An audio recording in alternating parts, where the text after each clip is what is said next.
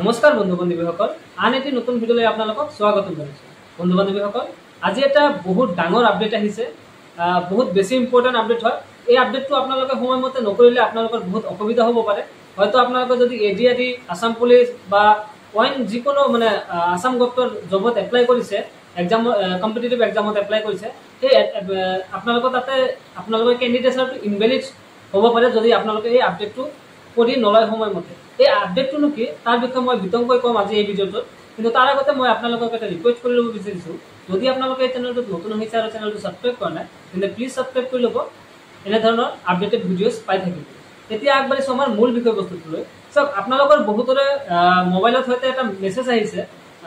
সেই মেছেজটোনো কি মই প্ৰথমতে আপোনালোকে সেইটো এবাৰ পঢ়ি শুনাইছোঁ আৰু ক্লাছ স্ক্ৰীণত শ্ব' কৰিব। Candidates registered before 2nd January 2024 in Employment Exchange of Assam are requested for re-registration through Seva Setu portal on or before 15 August 2024, failing which their employment exchange registration will be invalid from Government of Assam. ঠিক আছে, এইটোৰ মানে এইটোৱে যে যদি আপোনালোকে 2 জানুৱাৰী 2024 আগত employment exchange card যিখন আছে সেইখন যদি আপোনালোকে 2 জানুৱাৰী 2024 আগত বনাইছিল বা 2 জানুৱাৰী 2024 আগতে ৰি-ৰেজিষ্ট্ৰেশ্যন কৰিছিল, তেন্তে আপোনালোকে আকৌ ৰি-ৰেজিষ্ট্ৰেশ্যন কৰিব লাগিব। ক'ত কৰিব লাগিব? সেৱা সেতু পৰ্টেলত কৰিব লাগিব।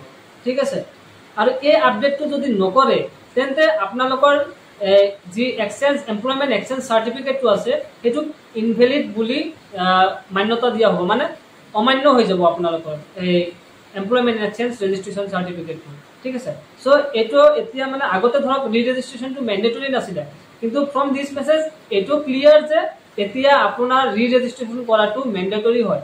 আৰু যিসকলে 2nd জানুৱাৰী অৰ্থাৎ 2 জানুৱাৰী 2024 পিছত ৰি-ৰেজিষ্ট্ৰেশ্যন কৰিছে তেওঁলোকে নকৰিলেও হ'ব, বাট মই ছাজেষ্ট কৰিম আপোনালোকে আকৌ এবাৰ ৰি-ৰেজিষ্ট্ৰেশ্যন কৰি ল'ব পাৰে। হয়তো কিবা নতুন আপডেট আহি যাব পাৰে পৰ্টেলটো। ঠিক আছে, আৰু যিসকলে 2 জানুৱাৰী 2024 আগত ৰেজিষ্ট্ৰেশ্যন বা ৰি-ৰেজিষ্ট্ৰেশ্যন কৰিছিলে তেওঁলোকেতো মাষ্ট কৰিবই লাগিব।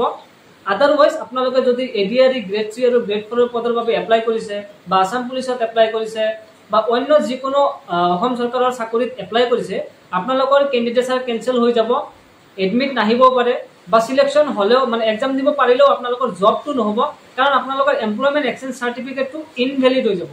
ঠিক আছে, চ' এইটো বহুত ডাঙৰ এটা আপডেট হয়। যদি আপোনালোকে কিবা প্ৰব্লেম পায় আপডেট কৰোঁতে মোক কণ্টেক্ট কৰিব পাৰে। মোক কণ্টেক্ট কৰাৰ সম্পূৰ্ণ তথ্য ডেছক্ৰিপশ্যনত দিয়া থাকিব। হোৱাটছএপ গ্ৰুপৰ লিংক থাকিব, টেলিগ্ৰাম গ্ৰুপৰ লিংক থাকিব, ইনষ্টাগ্ৰাম আইডিৰ লিংক থাকিব, মোৰ পাৰ্চনেল ইনষ্টাগ্ৰামত, তাতে ফ'ল' কৰি ল'ব পাৰে মোক কণ্টেক্ট কৰিবলৈ। ঠিক আছে, চ' যদি কিবা ডাউট থাকে কমেণ্টত জনাব পাৰে, আৰু ভিডিঅ'টো ভাল পাই থাকিলে এটা লাইক কৰি দিব, আৰু হয় যদি নতুন আহিছে ছাবস্ক্ৰাইব কৰা নাই তেন্তে প্লিজ ছাবস্ক্ৰাইব কৰি দিব। থেংক ইউ, লগ পাম আন এটি নতুন ভিডিঅ'।